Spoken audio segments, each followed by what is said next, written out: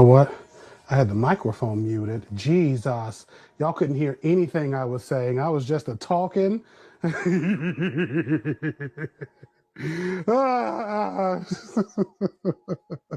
Take two. Hey, everybody. It's me, Derek, the chocolate botanist. And I had the microphone muted for whatever dumb reason. And I'm just sifting soil. I got a class on Tuesday at North Carolina State University for the students to be able to, talk over my experiences, my life, getting into plants and, trying to stick beside it. And I wanted to sift out this beautiful soil here that is being helped to be made by this thing here. You see what this is? The mighty earthworm, right? Now, these wigglers I got through like vendors and everything else. Make sure y'all are liking and sharing this, by the way, telling your friends. But this soil I've gotten through like vendors who I've bought it from before, earthworms from before. This soil is just old soil that I keep. I just recycle soil. I don't throw away like this black gold here. Like, you see how gold this is? You see how golden this is? I'm not going to throw this away. But I basically just sift it out. And this stuff goes back into the pot. And I just keep going. And I'm just getting some soil here to show them what's up. I feed my little earthwormy babies all types of stuff. Hey, everybody joining. I feed my earthwormy babies all types of stuff. And then they just poop out this soil. They just run through it. And it just looks gorgeous. And what I do is when I bag up soil to give it away, I always go through to make sure I can capture and recapture all the earthworms I have. So that way I don't just give away my little friends, my little family. So ask questions while y'all are here. If you want to, you can just sit and watch me sift soil. This is going to be kind of a demo that I'm going to do to show that I can do what I want to do. And I'm just putting this in here. And you can see the earthworms are so happy. And what I've learned about earthworms, what I learned about these babies here is, if I just leave them the ham sandwich alone, they will be okay. When I try to like actually tend to them, like the Tamagotchi I used to have, things just go downhill real fast. Let's see what these comments are saying. We have somebody saying, hey there. Hey there, home madman. I don't know who is this? Who is this? Is this Nick? I can't see your face. Oh, I don't know who that is. Never mind. I thought I knew who you were. Oh, we got 20 people watching on the YouTube. My God. Look at that. But I'm here sifting soil. And again, I'm just saving my little worms because they here and they don't want to do nothing but just, live a simple life and eat. I'm just going to shake and sift and go from there. Y'all can ask any questions you want. This is a little like soil setup I have in my apartment, and it is really easy to do. It is so easy to do. I just put them in a giant container with the soil. I make sure it's moist. I feed them every so often. And then when I sift it, and every so often is like, I try to do it every 6 months, a little something here and there. Make sure they have some grit. And I just go through the soil and I get these big chunks out. So that way I don't leave these in. I don't want these to go into my soil mixes. And these earthworms here, I just pick them out to make sure that they're good. Ooh, that was an explosion. But what are y'all up to today? What are y'all up to on today? What are y'all doing today? And again, we got earthworms. Boom, there we go. Look at this. And I'm just going to fill this container up because I already have some soil that, I feel like that was something, never mind. There we go, earthworm, haha. I already have some soil that I have mixed up for the little cheering. It's funny I'm saying that. I used to be a cheering. It didn't feel like that long ago. I used to be a college student at that same university. And now look at me, going back to talk to them. That is wild. But again, these pieces that didn't break down, I'm just going to put them to the side. And I'm just going to try to And I get this halfway full because I'm gonna need a good working space to pull from. So, yay! It's excitement. And if y'all got any questions or comments or concerns, this is your time to ask them. I'm not gonna be up here all day. I've already been up here for 6 minutes. I hopefully won't be up here longer than 10 or 20. So ask any question you want. If you see this in the future, you're watching this in the future, you want to ask me a question, please do so. I'm just getting my earthworms out. And the longer I leave this alone, I just come in and I check it out. Whoops. That bounced right back at me. Good job. I just go from there. Hey, Starbucks, how do you get rid of spider mites in soil? I don't think I've had them in my soils before. So the first thing I would tell you to do would be to look up the right pesticide for a soil drench. Because not every pesticide, things to kill insects and bugs and fungus, not all of them can be used in the same way. So that's the first thing I would tell you. Check out from like your cooperative extension especially. Who can do what? What can this be used for? And the second thing I would say is, considering that it's an insect, right? A soft-bodied insect, I would think of something that would impact them that's a general, like, nix all when it comes to getting rid of bugs. So I would personally get a bottle of 3% peroxide. This is what I would do. 3% peroxide. Hey, Deluscious. That bottle of 3% peroxide, I'd put that down, drench the soil, especially if it's like warm where you are, where you can set your plants outside. Wait a hot 10 minutes and then rinse the soil out. And I would do that.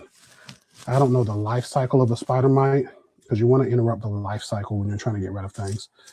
So I would need to know the life cycle. Like, how often does it take you to go from child, like pushing out a bunch of eggs like splat, to you actually saying, I'm an adult, right? Because then if it's like every 3 days, I may do like every 2 days a drench, or do the drench once a week. So that's what I would do.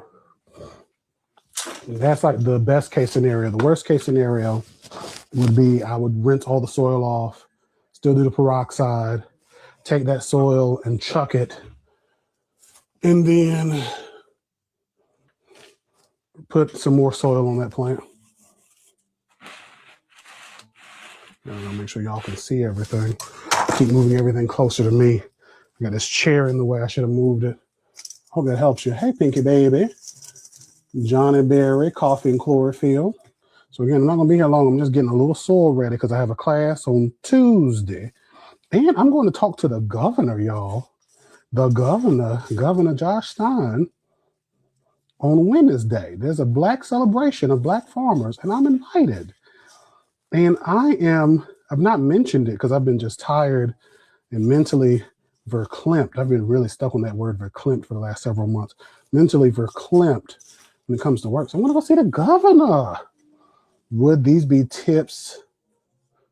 Would these tips apply to various ants I'm finding in my 65? So here's the thing about ants. Unless you're like one of those people that goes into anaphylactic or it's a fire ant, I don't even worry about ants because typically they are helping you, right? They're going to farm aphids, which doesn't help you, but they are going to be able to support keeping pests out of your garden and your your pots and stuff.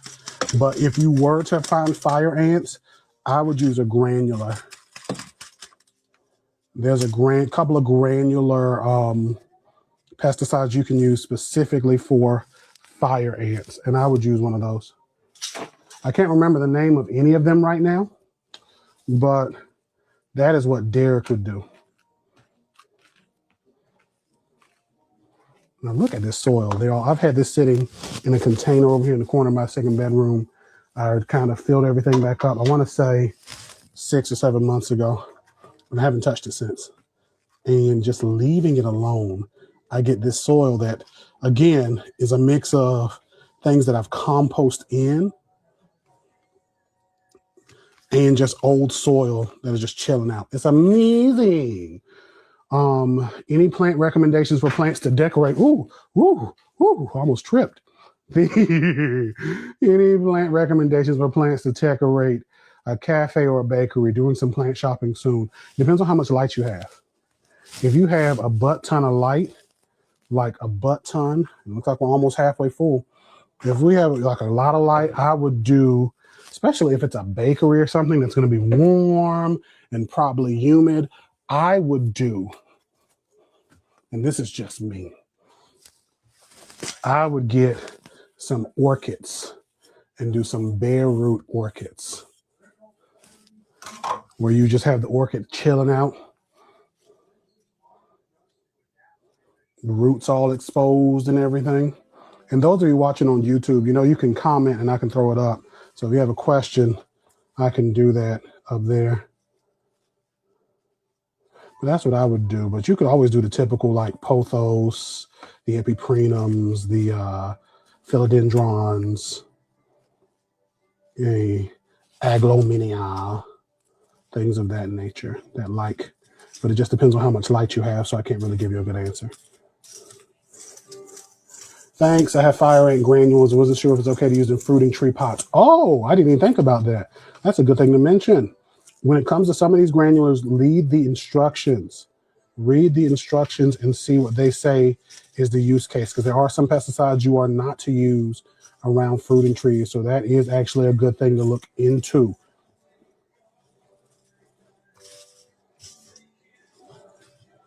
And that is a good thing to consider. Now, these little grates to like filter this stuff out, I feel like I saw somebody using them somewhere on social media. Oh, this is ceramic. And I love these things. I love these things. And I think this is it. I think this is as much soil as I need. So basically, I have some like old soil that I'm going to use. And when I replenish soil or I refresh soil, just so y'all can kind of see it before I get off of here, this is how it works. So we have, I'm just going to switch containers out here. We have these containers. Oops. We have this container that's right here, right? And this is like my good soil, right? This is stuff that I've, again, had the earthworms go through, and I'm seeing more earthworms. I've had compost and microbes, just all types of good life living in this soil. And what I do next is I'll put some of this in with, like, again, a spent plant, a plant that died. I did not want it to die. It just went up to grow with Jesus. So I would take like this, who knows what was growing in this? I don't remember. And I'm going to dump it out in, right? This is a sandy mix because we know I mix my own soil up. Actually, I don't think I mixed this one because this is very sticky. I think this was something that somebody sent me and my plant ended up going to the upper room. I was like, this thing will never dry out. What is happening? Anywho, I'm just going to kind of mix it together. I'm going to work my hands. And as I'm working my hands, I'm going to get something that is not exactly what it was before, right? Now, this, I'm not going to do this with any soil that's like covered in bugs. I'm not going to do this with any soil that is like going insane with with fungus. But I would do this and get something that looks intrinsically different overall, right? Something that just is completely different. Hey, Detroit Plant Mom, how did my patio planter turn out? You missed the video update. So here's the thing. I did a patio planter. It's a gigantic one I got from the Lowe's. I never did an update because I had to bring it inside 2 or so weeks later. So it ended up covering 2 of those wooden planter boxes I had. And I'm going to show you that when I put it back outside. I'm gonna need help throwing it back outside, but I'm not gonna be able to do it until, well, I don't want to do it until the season really stables out, because all of my flowers, I may do a video on that. All of the flowers I have in there have been sprouting, and like they're just growing and just waiting for a trigger to bloom. So boom, we have like soil that's here. Hey, Pink Panther 7881, you thought I wasn't gonna see you come in here. Hey, friend. I hope you still in here. So yeah, this is mixing up soil. So I just sifted out some soil, and what happens is I just take this soil that's been sifted, and now it's something that I can grow in, right? And as I do it for like different plants, house plants, depending on who I'm giving a house plant to, how they take care of their house plant, what type of house plant it is, I can now make my own custom mixes for often cheaper than you get at the store. And because I'm recycling soil and I'm composting indoors, if I had a yard, man, I would be unstoppable. But I never have to buy soil. And I know people in the industry who just give me stuff. So there's that too. But do y'all have any other questions for me before I hop off of here? We've been up here for 17 minutes. Now that I actually use some of this, I used way more of this than I thought I would. I'm going to actually set this to the side because I am going to repot some plants. I got these, what is that thing called? It was the plant I really wanted and I thought I had, but it wasn't what it was. Plumeria. I got some plumerias that I need to repot, one of them that I've been rooting. So let me fill this up real quick and then we're going to hop off of here. We're going to fill this back up. And again, this is just soil that I have as like a soil factory within my home. And it doesn't take up much space. It's not messy. It doesn't smell. Like it's a balanced ecosystem that I just have to look after by not looking after it. Because sometimes when you touch things too much, they just go wrong. Sometimes you touch things a little too much, just a little too much, and it can be crazy. So I literally let this stuff sit in here for as long as can be. And that way I can,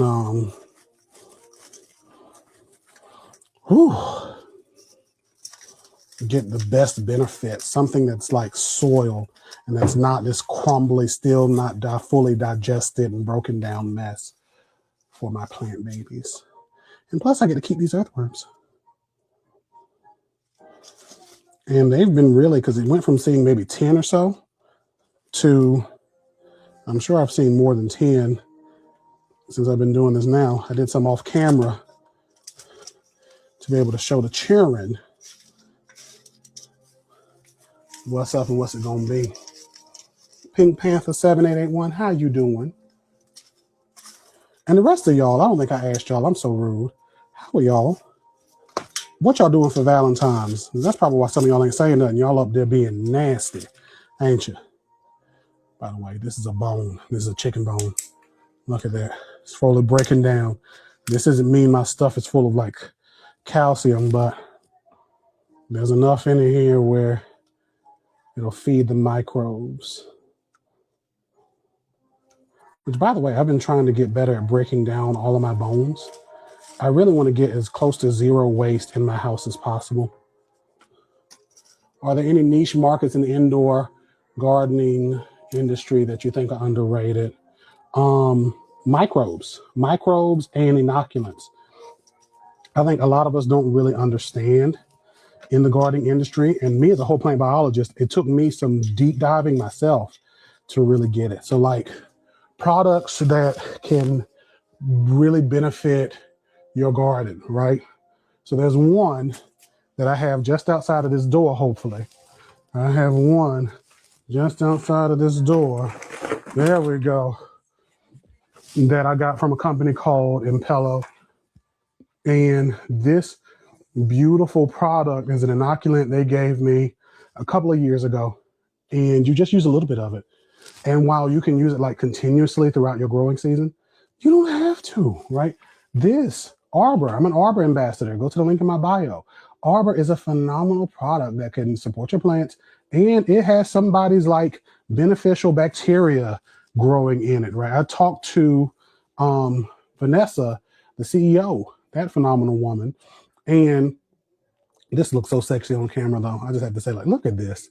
Arbor is just amazing. So these products that help you. Espoma.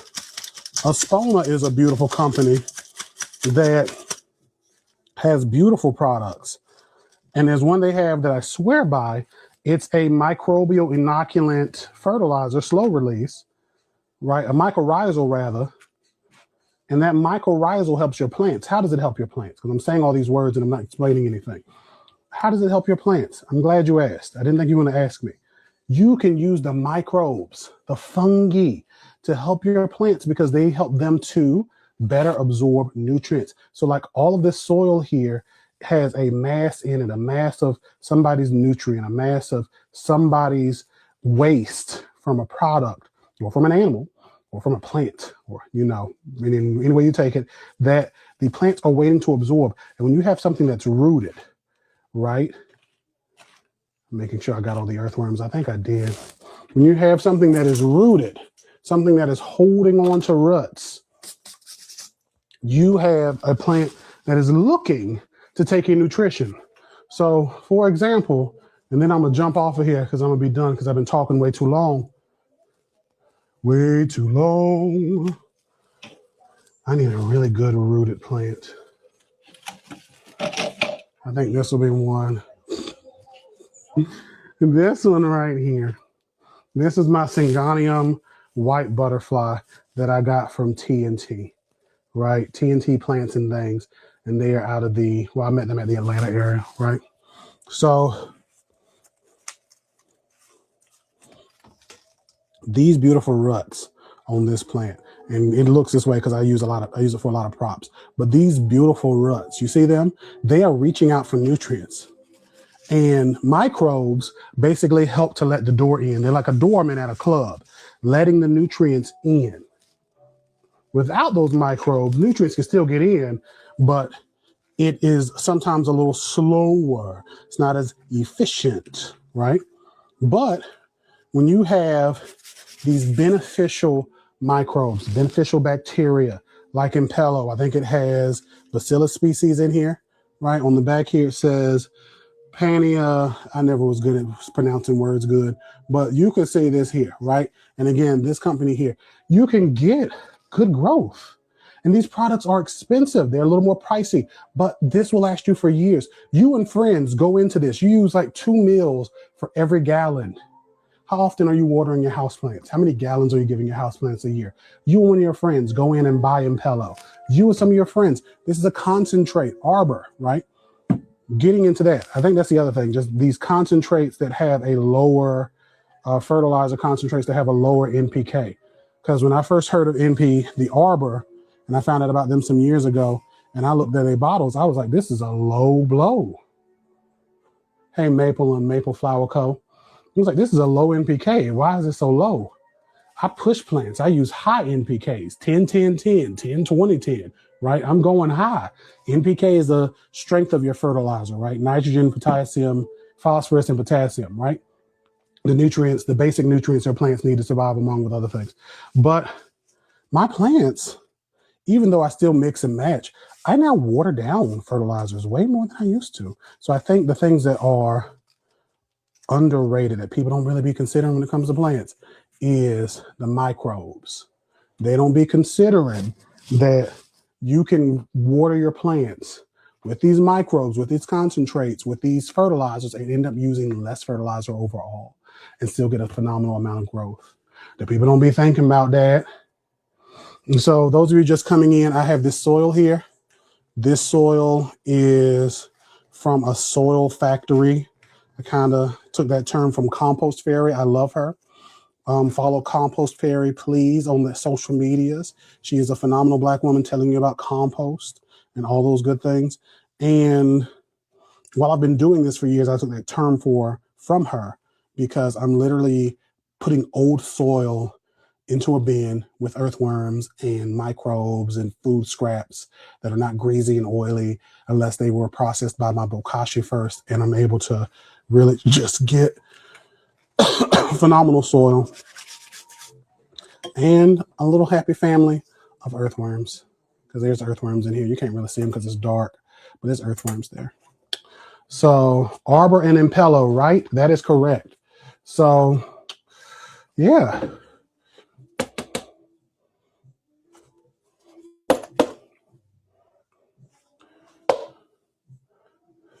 So I'm going to leave now.